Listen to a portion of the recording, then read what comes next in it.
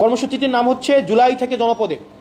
এই কর্মসূচিটি জুলাইয়ের প্রথম দিনে আমরা উপজেলা পর্যায়ে 1 মাস ব্যাপী আমরা উপজেলা পর্যায়ে আমরা পদযাত্রা করব এবং সেটির আমরা ঘোষণা করব আমাদের জুলাইয়ের প্রথম দিনে।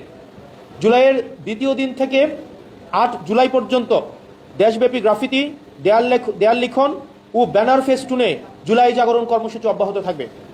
5 থেকে 9 জুলাই স্মৃতি ফুটবল টুর্নামেন্ট আয়োজিত হবে।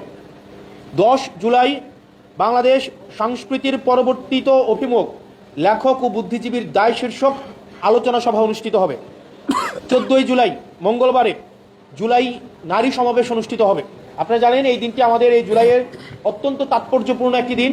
এই দিনে নারীরা, আপনারা দেখেছেন যে কিভাবে রাতের বেলায় আমাদের ঢাকা বিশ্ববিদ্যালয়ের হলগুলো থেকে শুরু করে সারা বাংলাদেশে নারীদের জাগরণ ঘটেছিল এই ফেসিবাদ থেকে মুক্তির আকাঙ্ক্ষা নিয়ে।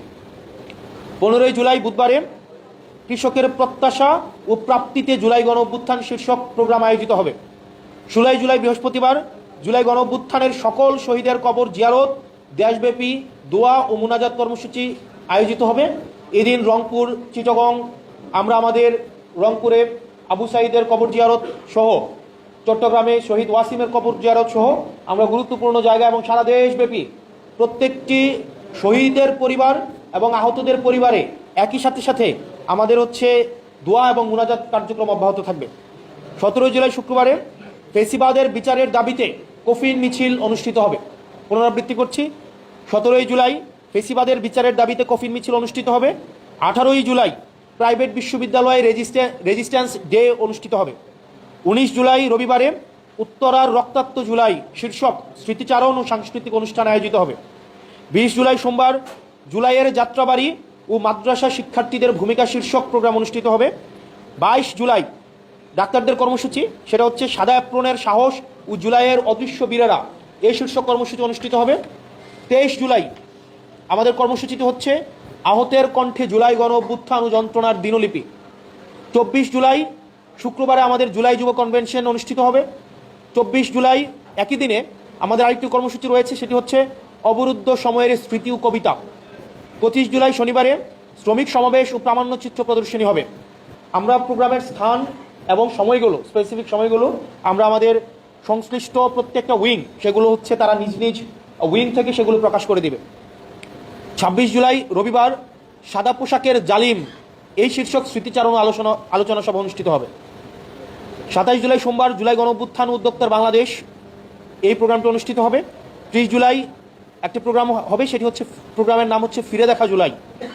30 জুলাই আরেকটি প্রোগ্রাম হ্যাশট্যাগ থেকে গণ অভ্যুত্থান।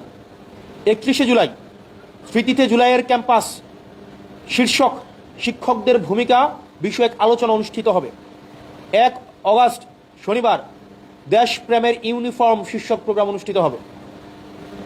একই দিনে আরেকটি প্রোগ্রাম অনুষ্ঠিত হবে, সেটি আপনারা যারা গণমাধ্যমের কর্মীরা যারা আছেন, যারা জীবনের ঝুঁকি নিয়ে পেশাদারী সাংবাদিকতা যখন করা এক ধরনের জীবনকে হাতে নিয়ে চলার মতো ছিল, সেই সময় আপনারা যারা জুলাইকে ধারণ করে দেশের পক্ষে, জনতার পক্ষে, ফেসিবাদের বিরুদ্ধে গিয়ে আপনারা সংবাদ পরিবেশন করে গিয়েছেন, সকল ধরনের সাংবাদিক, আমরা যাদেরকে মোবাইল জার্নালিজম, সিটিজেন জার্নালিজম থেকে শুরু করে আমাদের যারা মেইন স্ট্রিম জার্নালিজম, সকল শ্রেণীর যারা সাংবাদিক আছেন, আপনাদের স্মরণে আমরা একটি প্রোগ্রাম আয়োজন করছি, সেটি সংবাদে গণ অভ্যুত্থান।